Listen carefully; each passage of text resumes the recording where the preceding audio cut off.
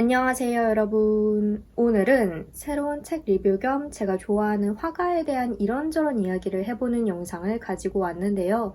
영상 제목과 썸네일에서 이미 보셔서 아시겠지만 오늘 얘기해볼 책과 화가는 페르메이르입니다. 전원경 작가님께서 쓰신 책이고 출판사는 아르테입니다. 아르테 출판사에서 나오는 클래식 클라우드 시리즈를 많이들 알고 계실 것 같아요. 팟캐스트도 같이 있죠?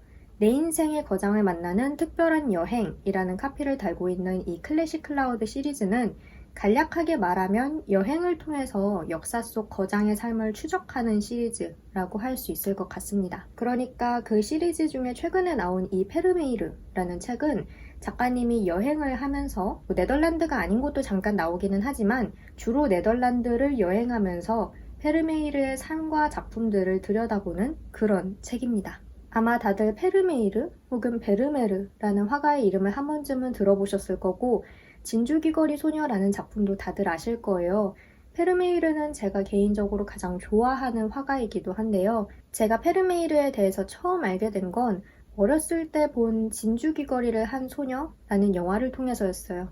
그 영화를 본 기억도 저에게는 좀 애틋하게 남아있는데 할머니 댁에서 이모랑 같이 봤거든요. 불 꺼진 거실에서 텔레비전에서는 고요한 17세기 네덜란드 델프트의 풍경이 나오고 페르메이르와 하녀 그리트가 미묘한 눈빛을 주고받고 저는 어둠 속에 잠겨서 그 모습을 바라보고 있고 잔잔하고 조용한 분위기였는데 이상하게 영화를 보던 그 순간이 제 기억에 정말 강렬하게 남아있어요. 영화 자체도 인상적이었고 나중에 찾아 읽게 된 원작 소설 트레이시 슈발리에 작가의 진주귀걸이 소녀라는 책도 너무나 재미있게 읽었고 문제는 어렸을 때 영화를 본 그 기억이랑 영화와 소설이 가지고 있는 스토리, 무드 때문에 제 머릿속에서 페르메이르라는 인물 자체가 좀 지나치게 낭만화되어 있고 신비적으로, 그러니까 영화적으로 각색이 된 채 각인이 됐다는 거였어요. 실제로 그 사람은 17세기 네덜란드에 살았던 현실적인 인물이었을 텐데 그러니까 진짜 실제로 현실을 살았던 인물일 텐데 제가 너무 영화에서 봤던 콜린 퍼스 배우님의 이미지를 오랫동안 품어왔다는 거죠. 네, 영화를 보신 분들은 아시겠지만 그 스토리가 되게 로맨틱하면서도 아슬아슬하기도 하고 또 뭔가 되게 미묘한 분위기잖아요. 그 느낌을 너무 잘 기억하고 있어서 항상 일종의 미안함과 죄책감이 있었습니다. 제일 좋아하는 화가라고 말을 해놓고 정작 아는 건 거의 없고 그래서 이 책이 나왔다는 사실을 알았을 때 고민을 전혀 하지 않고 기쁜 마음으로 재빨리 서점으로 달려가서 구매를 했습니다. 이제야 내가 페르메이르에 대한 삶을 좀 제대로 그러니까 사실에 근거한 삶을 알아볼 수 있겠다라는 생각을 했었고 저는 이 표지부터 너무 마음에 들었어요. 푸른색이 좀 돋보이면서도 차분하고 무게감이 느껴지는 그런 표지. 작가님이 일본에서 만났던 페르메이르의 작품 이야기를 시작으로 네덜란드 델프트, 암스테르담, 헤이그, 오스트리아의 빈, 그리고 영국의 런던까지 작가님의 여정을 따라서 장소를 옮기면서 동시에 페르메이르의 삶과 작품들에 대한 설명이 쭉 이어지는데요. 화가와 작품에 대한 이야기는 물론이고 17세기 네덜란드의 시대적 상황과 또 사회적 분위기에 대한 전반적인 설명도 나오기 때문에 페르메이르의 작품 활동에 대해서 조금 더 깊게 알아볼 수 있었어요. 교황이나 왕족이 아니라 시민과 상인에 의해 번성했던 당시 네덜란드 사회. 그 배경을 알면 페르메이르의 작품에 왜 이러이러한 인물들이 많이 나오는지 그리고 왜 이런 요소가 들어갔는지 이런 것들을 알 수가 있고요. 시대적인 배경과 작품의 특징을 연관지어서 이해하는 작업이 특히 재미있었습니다. 페르메이르에 대해서 하나하나 알게 되면서 그간 쌓여왔던 어떤 무지에 대한 죄책감 이런 것도 좀 덜 수가 있었고요. 물론 이 책만으로 페르메이르의 삶을 100% 복원하는 건 불가능해요. 그건 어떤 책이라도 아마 불가능하지 않을까 싶은데 왜냐하면 페르메이르의 삶 자체가 알려진 게 많이 없는 데다가 지금 남아있는 그의 작품도 한 35점 내외밖에 안 되거든요. 그 외에도 행방이 묘연한 작품들 혹은 진품인지 아닌지 밝혀지지 않은 것들도 몇몇 있고 페르메이르 자신부터가 스스로를 과시하는 성격이 아니었던 걸로 짐작이 돼요.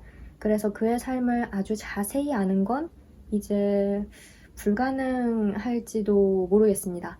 그 부분에서 여전히 좀 상상력을 자극시키는 게 있기는 하죠. 베일에 쌓여있는 천재 예술가라는 그 어떤 삶에 대한 서사도 그렇고 진주귀걸이 소녀라는 작품을 둘러싼 그런 수수께끼? 그런 것도 그렇고 참 사람들의 상상력을 자극하는 게 많고, 그리고 저도 이 책을 읽으면서 솔직히 제가 상상한 페르메일의 모습을 머릿속에 그려보는 게 참 흥미로웠다고 말씀을 드릴 수밖에 없을 것 같아요. 그거는 부정할 수가 없는데, 그래도 최소한 제 기억 속 페르메일의 얼굴에서 콜린 퍼스 배우님의 흔적을 꽤 덜어낼 수 있게 됐다. 그러니까 소설이나 영화 속의 그 줄거리에 따른 그가 아니라 실제 네덜란드에 살았던 화가로서의 그의 삶을 좀 상상해 볼 수 있게 됐다.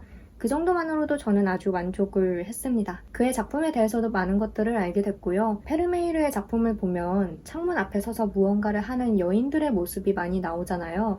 뭐 편지를 읽는다든지 우유를 따르고 있다든지 혹은 뭔가를 들고 있다든지 앞에는 꼭 햇빛이 들어오는 창문이 있죠. 작품의 구도와 또 빛의 표현이 만들어내는 은은한 분위기, 그리고 벽에 걸려있는 그림이나 인물 앞에 놓인 소품을 통해서 유추해보는 그림 속의 스토리. 모르고 그림을 봤더라면 놓치고 지나갔을 많은 것들에 대해서 이 책을 읽으면서 저도 새로 배울 수 있어서 너무나 즐거웠습니다. 저는 만약 미술사의 중요한 순간들 중에 딱 한순간을 엿볼 수 있는 기회를 얻게 된다면 페르메이르가 진주귀걸이 소녀를 그리던 순간을 고를 것 같아요. 그림의 모델이 된 소녀가 과연 누구인가? 그것도 궁금하지만 그보다도 그 그림이 그려지던 순간, 그 화실에 좀 함께 있고 싶달까요?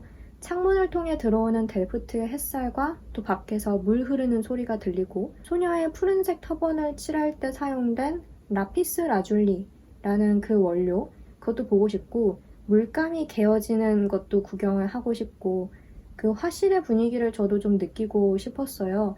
제가 페르메이르의 그림을 좋아하는 이유가 바로 그 분위기 때문이거든요. 고요하고 차분하고 햇살 덕분에 좀 따뜻하기도 하면서 진중한 무게감이 느껴지는 명작이 탄생하는 순간 숨죽이고 서서 좀 지켜보고 싶은 마음도 있고 근데 뭐 이룰 수 없는 거라서 아무튼 그런 상상을 했고요. 진주귀걸이 소녀는 원래 예전부터 좋아했던 작품이고 이 책을 읽으면서 새롭게 좋아하게 된 작품이 하나가 있어요. 바로 이 표지에 나온 이 그림, 회화의 기술이라는 작품인데요.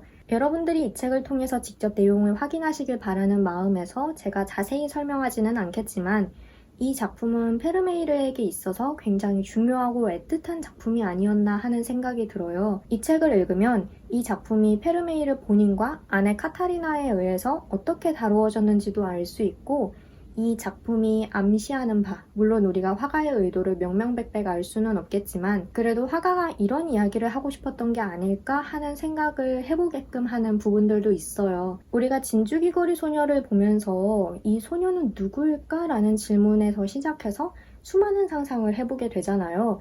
이 그림도 마찬가지로 왜 페르메이르와 카타리나는 이 작품을 그런 식으로 다루었을까? 다른 작품들과는 다르게 좀 특별하게 다룬 게 있는데 그런 질문에서 시작을 해서 많은 것들을 생각해 볼 수가 있을 것 같아요. 혹시 이런 작품은 아니었을까? 혹시 이런 일은 있지 않았을까? 이러면서 그런 의미에서 이 작품이 중요하기 때문에 또 이 페르메이르의 어떤 정체성이나 그런 내면에 있던 것들도 좀 꺼낸 작품인 것 같고요. 더 자세한 것은 책을 통해서 확인해 보시기를 바라며 아무튼 그래서 저는 이 표지를 이 책을 다 읽고 나서 더 좋아하게 됐어요. 참 상징적인 아주 의미 있는 표지다 라는 생각을 했고 재미있죠. 그림 하나로 이렇게 수많은 이야기를 생각을 해볼 수 있다는 게 알면 알수록 더 많은 것들이 궁금해지는 그런 화가이고 그런 작품들인 것 같습니다. 네, 이렇게 해서 오늘은 클래식 클라우드 시리즈의 새로운 책 페르메이르 그리고 제가 좋아하는 화가 페르메이르에 대해서 이야기를 나눠봤는데요. 제가 이 영상에서 페르메이르의 삶이나 작품 특징에 대해서 좀 자세히 이야기하지 않은 것은 여러분이 이 책을 읽어보셨으면 하는 마음이 있었기 때문이에요. 애초에 페르메이르의 삶이나 작품에 대한 정보를 드리기 위해서 이 영상을 만든 것도 아니고 저는 이 책을 재미있게 읽어서 여러분이 직접 이 책을 읽으면서 그리고 저자분의 여정을 따라가면서 그의 삶과 작품에 대해 알아가셨으면 좋겠다라고 생각을 했고, 저는 이 책을 시작으로 본격적으로 클래식 클라우드에 빠져볼까 합니다. 몇 달 전에 아르테 출판사에서 피츠제럴드 책을 보내주셨는데 지금 저기 꽂혀있거든요. 아직도 못 읽었어요. 그리고 저희 엄마가 사놓으신 베토벤이랑 코난 도일? 그 책도 지금 저희 집에 있는데 그래서 그것들도 앞으로 읽어보려고 생각을 하고 있고, 되게 많은 거장들이 지금까지 책으로 나왔고 또 많이 나올 예정이에요. 뭐 셰익스피어도 있고 클림트, 그리고 레이먼드 카버, 카미, 출간 목록들이 많은데 꾸준히 사서 읽어보도록 하겠습니다. 아무튼 네, 오늘은 페르메일에 대해서 많은 이야기를, 제 마음속에 있었던 많은 이야기를 나눈 것 같아서 참 뿌듯하고요. 저는 그럼 여기서 이만 영상을 마치도록 하겠습니다. 오늘도 영상 봐주셔서 정말 정말 감사하고 저는 다음 영상에서 봬요. 빠이.